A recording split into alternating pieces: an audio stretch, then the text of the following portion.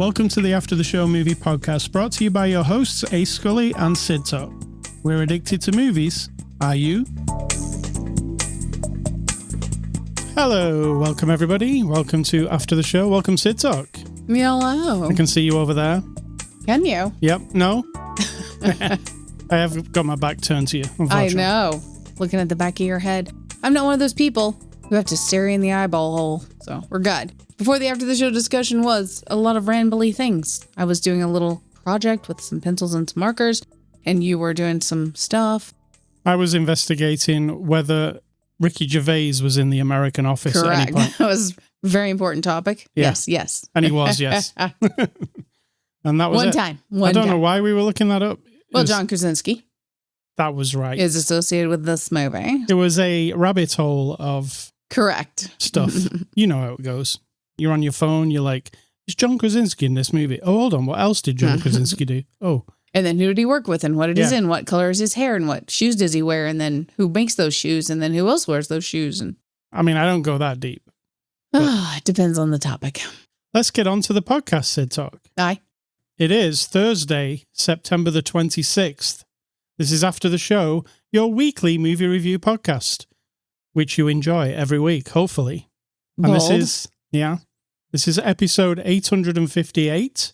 We look at a new movie every week. This week, we look at the movie A Quiet Place Day One. It's a 2024 release. You can watch it now on streaming and Blu-ray and 4K and all that kind of thing. It's rated PG-13. Runtime 1 hour and 39 minutes from our friends at Paramount, who sent us a copy for review. Cidtalk, can you give us the synopsis of the movie A Quiet Place Day One? It is the story of a quiet place on the first day. Aliens land on Earth and they suck ass because they hear every noise and then they come and eat you. And this is the day that it happened. Which part did they suck ass? I mean, you know. Is that one of their killing methods? They just suck. They're terrible. They're very vicious. Yes. So there's that. But that's what this is. This is the origin story of A Quiet Place. Yes, the third Quiet Place movie. Well, the first in the series, but also the third in the series. Correct. Quiet Place Day One, how did you like it? And what did you think of the other two movies? I enjoyed both the other two movies, and I enjoy this movie.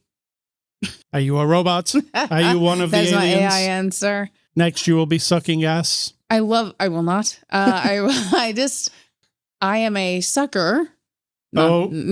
For zombies and aliens. And so if you introduce me to an alien species from some other planet, whatever they're going to do, whoever invented that story about that creature, I want to see how it plays out in fictional real world. You know what I mean? So I'm down for that at any time. And I like this premise because when you think about it, other than what we resolve in one of the other movies, you know, there's not a lot of ways to combat this creature. It is like a swarm of grasshoppers, but giant grasshoppers, you know, and they're just vicious and it's like bugs, right? You mean like Hopper from A Bug's Life? Yeah. Yes. The original Hopper. But worse.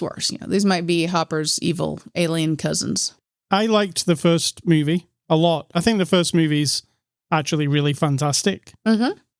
I thought the second movie was less so. It's usually like that, isn't it, with sequels? Not always, no. I don't feel like the sequel that they made was as intense. In fact, if I'm trying to make a mental picture of both movies, I don't remember a lot about the second one. I don't either. No, and the first one has a ton of stuff that I remember. I remember that, what's his name is in it, you know, Mr. X, Professor X. See, I don't remember that. Yeah, you know who I'm talking about. Oh, no, I don't actually remember him. Oh, yeah, I get what you're saying. Yep. Yeah, that British Not Patrick Stewart. No. And I can't say his name because I can't remember it. But yeah, I get what you mean. What I remember about the second one is the radio station at the end. Yes. That's what I remember. And that's pretty much it. That's what I remember. And the first one's full of stuff that I remember. And the second one does reveal a bit more about how we could go about getting rid of these things, or at least subduing them. Yeah. So now we go back to day one in this new movie we're reviewing today. And I really liked it. I think it had a really good it didn't go, like, it's not too bombastic. It's more character and person driven. Absolutely. I like that, and some people would probably say, well, that's not what I came for. I came to see, if you look at the poster of this movie, it looks like a giant action movie. While it does have some action and sci-fi stuff, a lot of it is people. And some people would hate that. But I liked it in this movie. Yeah, because here's the premise. A woman dying of cancer, literally from a hospice. Yeah. On the day that it happens. And so, she's in a lot of pain and she's suffering and she's dying. And she is put in a position to, I guess, consider, like, do I even care?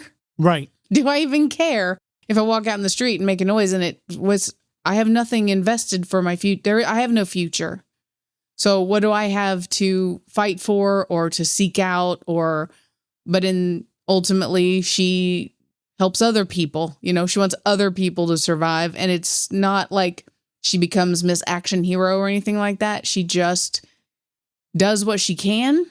And I think that it's beautiful. The guy who she meets along the way, he can't cope and she's his yeah, coping. And he has no reason to, he's no connection to her at first, and she's not gonna, they're just strangers, but they both. And I thought you would they didn't turn it into like a romantic thing. It was literally like two humans who needed to survive. I really liked that. And it was just about, we'll get through this together in some way or another. The whole premise here, this movie, is why she goes into town is the carer in the place where she's hospice. Yeah. Says, we'll go and watch a show downtown in Brooklyn. So they go on a bus and they go to watch a show. And she said to the guy before, I'll go to watch the show with you if we can have pizza afterwards. So it's like a mission to get some pizza for her. Because she knows she's going to die. And then all this shit happens and she's still like got to have something to aim for. Correct. And this other guy who just tags along eventually has also got nothing to aim for. Well, not true. He's come to America. He's British. He's come to America to go to law school. But he feels like he has nothing because nobody's here for him. Yeah, that's a lot less important than someone dying of cancer. Yeah, but he looks at her and says, okay. Like, holy shit, if she can do this, why am I being such a baby? My mission now is to find pizza for you. Correct. Which, it's just all about just human beings caring for each other. And while that might sound really sappy, and maybe it is a little bit. It works. It works in this movie, yeah. They don't cheap out on, you do see the creatures. Yep. You might see the creatures more in this one than you do in the you totally do, yeah. Yep. And you see them ripping people apart and stuff, do you? Or is that in my imagination? There's a lot of blood and guts and gore laying around. Yeah, but maybe you don't. It's a PG-13, so. Yeah. It's enough. You know how terrible they are. Like you said, though, they're just doing their thing. See, I'm on their side in a way. I was looking at the scenario and saying, well, we're just a load of cockroaches running around on the earth, wrecking everything and ruining stuff, right? Right. That's what we are. Controversial. Yeah. These bugs or whatever they are, wherever they came from, it mentions, you was reading an article. I was reading where someone interpreted it as their planet fell apart, so they came here. But that's not based on anything to do with the story whatsoever. So that's just somebody inventing that. We have no idea. We don't know why they turn up. No, they just come down like on meteors or meteorites, whatever thing you want to call it, whatever it's actually called. Yeah. And they're on it, and then they infest the earth, basically. So we don't know. And we're their food, that's it. And they could be like Alien. The alien, or what's it called? The xenopod from Alien. Xenomorph. We don't. It makes pods look like eggs. We don't know its whole of everything. It just exists. It doesn't have like a smart element to it that we know of.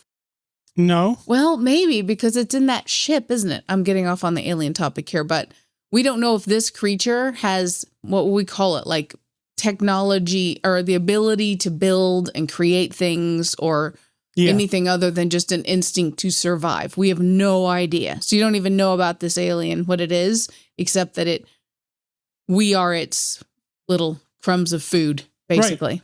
Right. When it opens its ear hole and then you look down inside of it, it it vibrates with every sound. Like even if I go, it can hear that from like feet and feet and feet and feet and feet away, and it zooms in on every little sound. That is pretty cool.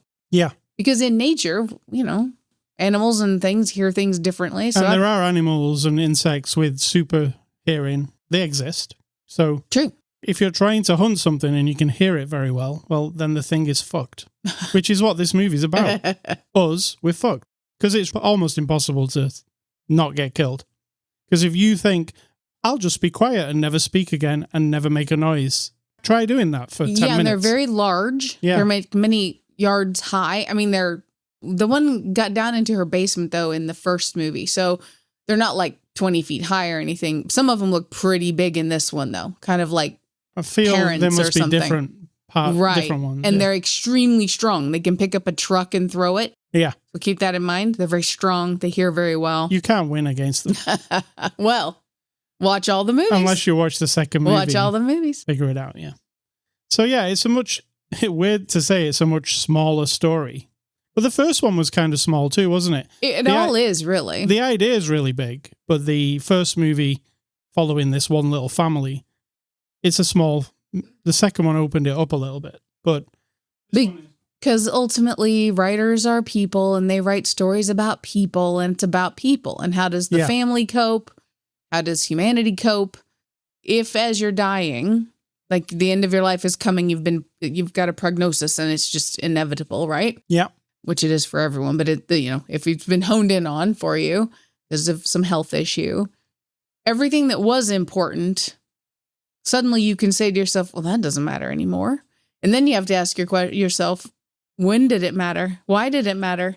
Why did it matter to her that she remembered her father playing piano at that jazz club and her being there and then them going for pizza? Right. And that's the thing that now is more important than anything, is just to get back to that moment. And then everything else, looking at the city and kind of like letting her apartment was just sort of abandoned because we get back to her apartment at some point. But I was thinking like she must have got sick and then she just stopped coming to her apartment, but all of her stuff is still sitting there. It's dusty and it's dark, and all of her life just became secondary to dying and now seeking out a piece of pizza. You know what I mean? Like all this stuff. Yeah. I feel like that's what we're digging for in these stories. And then the alien is just a good excuse to like push you there, you know? Yeah. And they do establish right at the very beginning, she's in the facility where she's in. Hospice.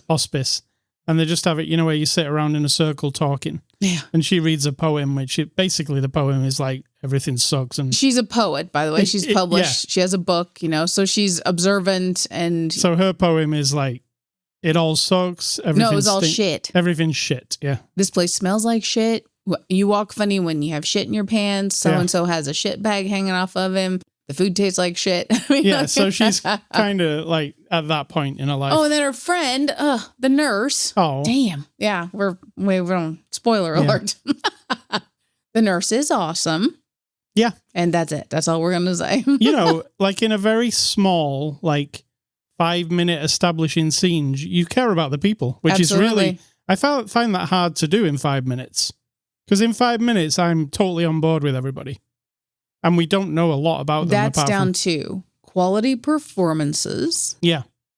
And well-written dialogue. His dialogue with her, because he's trying to encourage her to participate in the group. Well, if you have ever dealt with hospice or the end of someone's life, you kind of know that most people have got to the point of like, what? You want me to sit around and touchy-feely my feelings? I'm literally dying, right? And you want me to go and watch a show? Yeah, so his role is to basically give them memories of life now. And so he's very compassionate, very kind, and so but she's kind of snotty and a little bit snarky, and you get to know that with the way they talk to each other immediately, and it worked.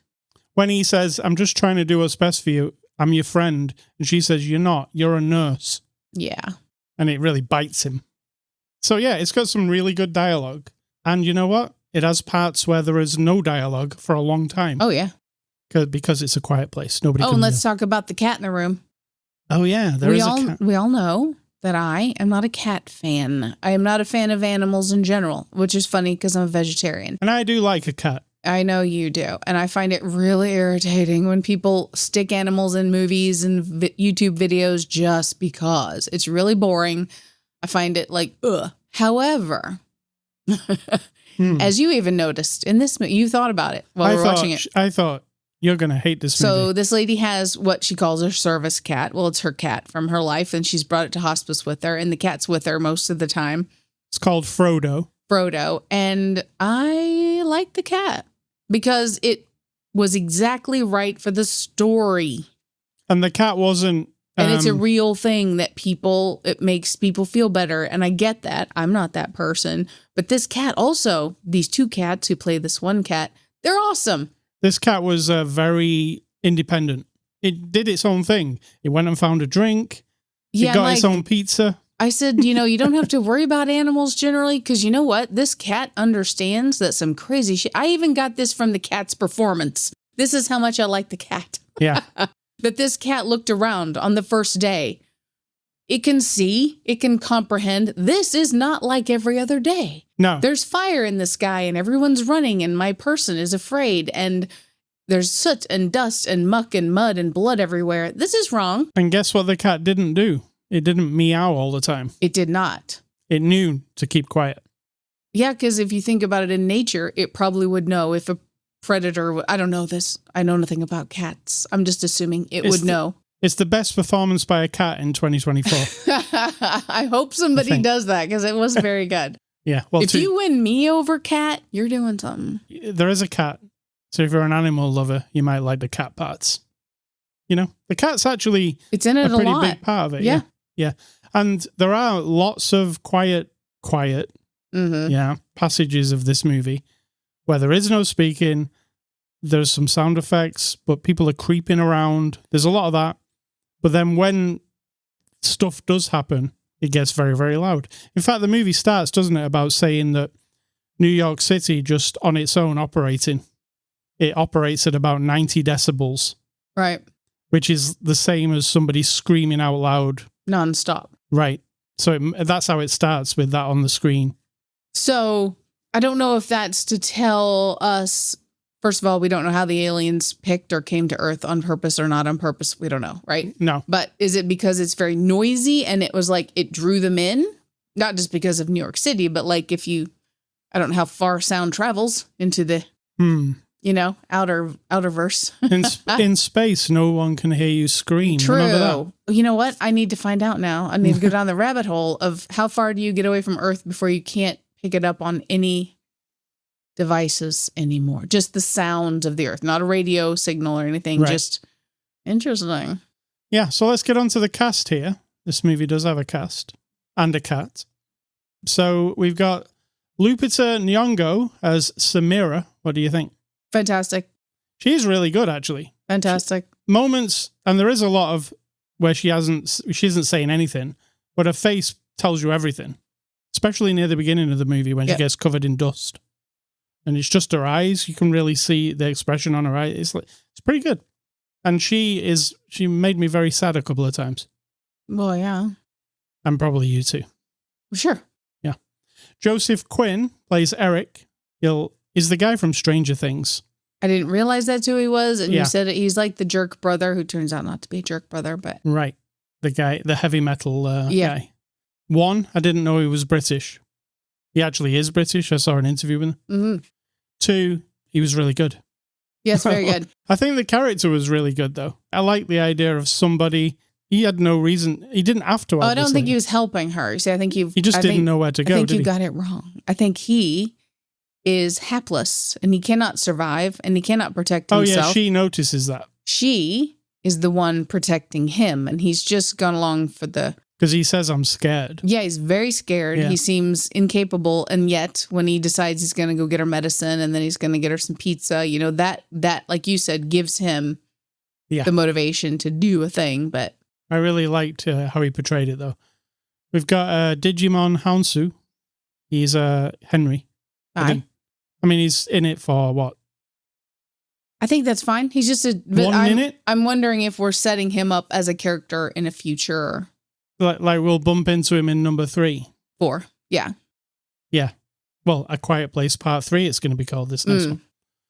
Yeah, I don't know if... Because, I mean, if he's on... Okay, so part of the premise of the original, or in number 2, the second movie, they say only one boat got out of Manhattan, and we see this boat in this movie getting away from Manhattan. That's true. And he's on it. Oh, and so, yeah. Yeah, you see what I'm saying? Yeah. So we're writing future movie. We're 100% doing that then. Yeah. Yep. Digimon will be in a future quiet place. And we've got Alex Wolff as Rubin. He was the care worker guy. And he was really good. Yeah. I liked him a lot. He's not in it for a long time. Spoilers. He's really good. Directed by Michael Saranowski. He directed a movie called Pig with Nicolas Cage, which I've not seen yet, but heard a lot of good things about. He's more of an indie filmmaker, which kind of explains why this movie is like it is. The more character-driven. Yeah. Because it feels stripped back a bit, but it's actually really well done. It's like Skyline.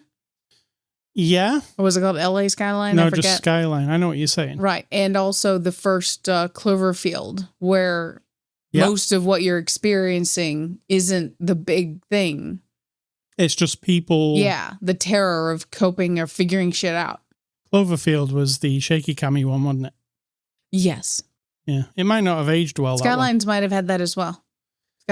Skyline was like, the thing for Skyline was the special effects were way above its league for being a movie of such a low budget. It was good. It had really good special effects. But the thing is, not a lot.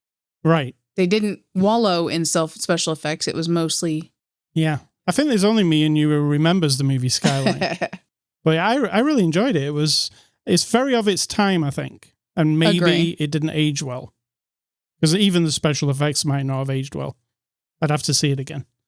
So IMDB reviews, what are those? Those are reviews on a little website called IMDB, Internet Movie Database. And you like to read the 1 stars, which means they've given it the lowest score they can, and then still use the time of their life to go, this is the worst movie ever made. This was boring. This was woke, or this was a waste of my time. Yes. Any of those happen? Probably.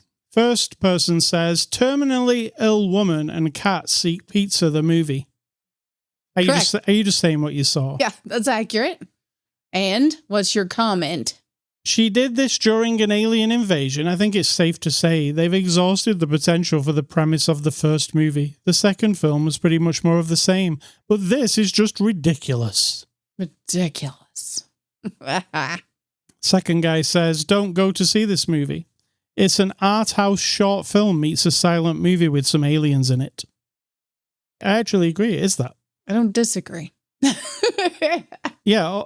But that's not a flaw. It is kind of art housey. It is shortish, and it's silent a lot of the time, yeah. And aliens are in it. So you were correct. All true. There's no storyline. I don't agree with this part. And barely any character development. That's it. Not correct. And third, this movie literally has no point. It's about 2 random people you don't care about and a stupid cat. The cat is cute, but it has no logical place in the movie. And as a pet owner, I know cats won't sit around quietly for hours on end. The whole I want pizza thing is so boring and pointless. Why we didn't even find out where the aliens came. I mean, it doesn't. I agree with there is nothing new to be learned here. That is true.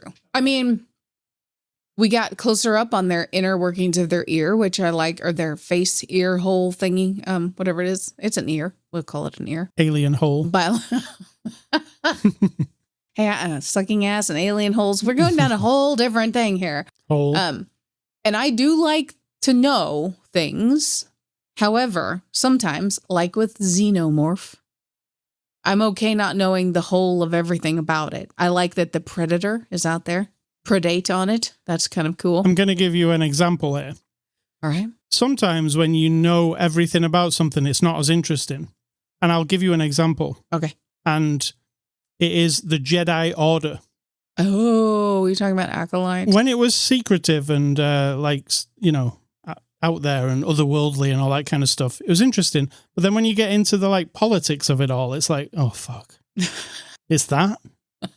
And you love Star Wars. I understand. They've all got rods up their ass and they're all just wandering around like... They've what? Are we talking more... like the rules of the Jedi, they're all following rules. And yeah, I think it made them less interesting. I don't just mean the Acolyte. It's kind of, we've been learning about them a bit more over time, haven't we? So like the Jedi Council is enough. You just need to know they gather, they make decisions, they move on. That's it. You don't want to know anything else. Yeah, they do come off of as kind of assholes. Yeah, now you're kind of like, oh, I don't think I like them. I don't want to know the bureaucracy of the Jedi. Right. But I do want to know the bureaucracy of the Empire. You see, that's the opposite. Right. I love knowing how does the Empire take over a galaxy. Which Andor kind of went some way to explain. And I do like that. But yeah, you're like the magical things, let it be. Aliens, depends on the alien. I don't need to know everything about them. Zombies, I want to know how that shit got started. I don't like a known origin for that because, I mean, it's a very specific thing. So I want to know what started it. And that's it. I don't need to know more, but... We saw no extras for this movie because we watched the streaming version, but we can come to a conclusion on it. I'm going to give A Quiet Place Part 1, or is it Day 1? Day 1. Day 1. Let's call it A Quiet Place Part 1, Day 1. With a cat and pizza. I'm going to give it a 7 out of 10. I think that's fair. I think that's what I gave it. Let me look. Yes, 7 out of 10. 7.2 maybe, because it's up there. Maybe even more, because I really enjoyed the experience. I'm going to say 7.7. I don't know what I gave the first movie, A Quiet Place, but I feel like I gave it a 9 because it is very, very, very good. Very. Very, very, very good. But yeah, I give this one a 7. I really enjoyed it. And it wasn't exactly what I was expecting. And that is always good. Because I thought, oh, it's just going to be... I think I can tell you before we watch it exactly what this is. And you couldn't because there's no way. And then I was like, a lady who's died? Oh, no, I didn't see that coming. It was a whole different thing. So A Quiet Place, Day 1. You can watch that now. Next week, we'll be looking at the movie Strange Darling. Do you know this one? No. You will next week after you've watched it. Movie recommendations. I'm going to give you the TV show The Last of Us because today is The Last of Us Day. Okay. And it's also another end of the world type scenario, right? Yeah. And I'll give you Stranger Things, because that's also another end of the world type scenario in a way. True that. And Mr. Joseph Quinn is in that one. So that's mine. Last of Us and Stranger Things. I know they're not movies. They're both TV shows. Doesn't matter anymore. But screw it. It doesn't matter anymore. Let me get back to my document. I'm playing City Skylines. I'm trying to build a new map, and now I have to read. Okay, my recommendations are going back to the 20th century, 1900s, 1999, blah, blah, blah. If you listen every week, you know the spiel. These are now, I'm into the just sort of like, I can't even say they're just all dramas anymore. It seems a bit random. I don't know why I put them on my list. I've seen them. Mm-hmm. This isn't about quality. It's about quantity. I've seen all these movies. An Officer and a Gentleman, which in its time, big deal. Yes. The Net. Oh. Yeah. It was like ahead of its time, I think, with ideas. Sandra Bullock. Correct. The Bodyguard. Great I mean, movie. I loved it at the time, but I still love it. It's very of its time. It's got that song, you know. Sex, Lies, and Videotape. I love it. Also of its time. I don't know that it would stand up to a rewatch. It's very pretentious. Yes. But it's also pretty cool. Like, yeah, smarmy filmmaker type of thing. Yeah. But it was good at the time. And this one is always good. The Mighty Ducks. I don't agree. Oh, it's really good. It's really like funny. It's fun. All right. I disagree with you. How can you not like the Mighty Ducks? Do we need to do a whole podcast about the Mighty Ducks? No, never. Why do you not like it? It's funny. I didn't enjoy it. I just don't like sports movies, even if it is. It's not about with a the heart. sport. Yeah, I don't like it. Oh my God. Why am I married to you if you don't like the Mighty Ducks? That seems gross. All right, Ascully stuff. I've been playing a new game this week. American Truck Simulator as its latest DLC. So I'd say like every 3 months or so. First, explain to the world, what is American Truck Simulator? American Truck Simulator is a video game, where you can run a truck company. And that includes running the company, hiring the drivers, etc. And also being a driver yourself. Right on. So it's like a very, very detailed simulation of driving a truck. So that's what it is. And I really love it. I've loved it for like 10 years. I was looking at my Steam playtime on it. Played it for like 300 hours. And I know, I live with you. Yeah. It's the kind of game where if you want just to relax, listen to some music, and play a video game. You can kind of do it on autopilot, if you get what I'm saying. Absolutely. Like, I'm so used to driving the truck, nothing's going to go wrong. It's just like me driving if I knew how to drive a real truck, it'd be the same. Just get in there, listen to some music, chill out, drive the truck. So what they're doing with this American Truck Simulator is each DLC is a different state of America. And there are a bunch now. The latest one, today's one, the new one is Arkansas. Arkansas. Yes. Good God, we had this whole conversation. That's why I said it. Arkansas. I love it when people say things wrong on purpose. It's hilarious. Arkansas. Yeah. It's the state. Is it just above us? It is not. It's below us. It is. Yes, that's right. Also part of the conversation. We're in Missouri, by the way. Correct. So it's the state below us. Have you ever been to this state? I have. What did you remember about it? I mean, I don't know. It's just going places and doing things. It's a lot like Missouri, except more southern. Yeah. So I've drove around the whole thing this week, pretty much, playing this game. And I've never been there, so I don't know how accurate it is, but it looks like driving around here, if that's the intention. It looks a lot like Missouri. It's a lot of cornfields. It's a lot of highways and really flat areas. Would you say that is right? It's accurate. Yeah. Yeah. You get these DLCs every so often. The next one is Missouri, which I'm very excited for because we live in Missouri. So our city, which we live in, will be in this game. And we'll be able to drive around there and say, oh, this doesn't look anything like where we live. Probably, right?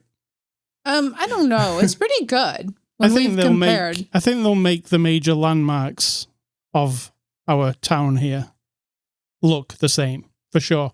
Because they do send people. They're a company, they're from overseas, but they do send people to each state to take photos of everything. So they've got good, well, these days you don't have to send people, do you? You just go on Google Maps. You could, but also being there, you can actually... You get the vibe. Yeah. Yeah. So that's American Truck Simulator Arkansas. Mm-hmm. And you can get that now. I think it's $11.99. The base game of American Truck Simulator is always very, very cheap. It's like $4.99 and you get 2 states to start off with. And each state pack is like $11.99. So you can add on whenever you like. If you're getting bored of the one that you're driving around, you can just buy a new one. I've got all of the states so far. And to drive from one end to the other, even now when it's not even all finished, it still takes hours and hours and hours. So you get a lot of stuff to do in there. And the other game I've been playing this week is Lucky Tower Ultimate. Did you ever see this one? No. It's like a rogue type game where you're a knight and you're going through this tower and you're taking out different enemies. And each run, you've got to try and get better. And its hook, what makes it different to other roguelike adventures, is it presents like an Adult Swim cartoon. Like it's got voiceover and everything's kind of weird. Like even like Bob's Burgers. You get what I'm saying? Are you saying Bob is weird? Yeah. I mean... Let's back up and say, what is a rogue game? A rogue game is a rogue-like game. Is a game where you're underpowered to start with, and you do a run, and then you die, and then all the stuff you collected along the way or did, some of it might keep for the next run. So each time you're progressively a bit more stronger. Why is it called a rogue? You know what? I don't know why it's called a rogue game. Because the rest of us are listening and we're like, we know what a rogue is. It's someone who goes off, hell bent on their own little mission. So that's not what we're saying. I'll look it up. Okay. All right. So I've done some research, Cidtalk. Aye. It took me 5 seconds. I just downloaded it to my brain. A roguelike game is traditionally characterized by a dungeon crawl through a generated level. Most roguelikes are based on high fantasy narrative. Now, you're asking me why it's called a roguelike? Mm-hmm. It says the exact definition of a roguelike remains a point of debate. Right on. Okay. Enough rogue talk, I guess. Yeah. I get it. Actually, yeah, I'm looking at that whole paragraph and nobody really knows. Oh, it's mystery. Aside from it is the official tagline for games of this type, even marketplaces such as Steam have a roguelike section. Okay. So nobody knows. It's a mystery. It's a mystery. So that's the second game I've been playing, Lucky Tower Ultimate. It's like if you imagine like a cartoon from Adult Swim came to life and you're playing it. And every time you die or you do something good, the guy talks to you. He'll say something stupid or smug or sarcastic. And it's got that very Adult Swim feel to it. So that's the game, and it's called Lucky Tower Ultimate. Cidtalk, what's for dinner? Oh, you're making it. I think it's a flatbread from a meal box. It is. If I'm not mistaken. Brussels sprout and something like that. Fantastic. Oh, yum. I love a good meal box flatbread. So do I. And what is your advice? And let's get out of it. It's not advice. It's not advice. Of course. My advice is not advice. But it's observational, as we all love. You know, people love to tell you, don't overthink it. Oh, you're overthinking it. Oh, you're thinking too much. Fuck off. Or, don't be an idiot. Why haven't you thought about this? You're not thinking about this. What the fuck? Like, right? So you get both. I guess there's a place in the middle for these idiots where you're barely thinking at all, but just enough to function. So you're so boring that it's kind of like, why even exist? But you exist, so just plod along and get on with life. Fuck that. If you want to pre-think, big think around, on top of, around, under, anything you want, just do it.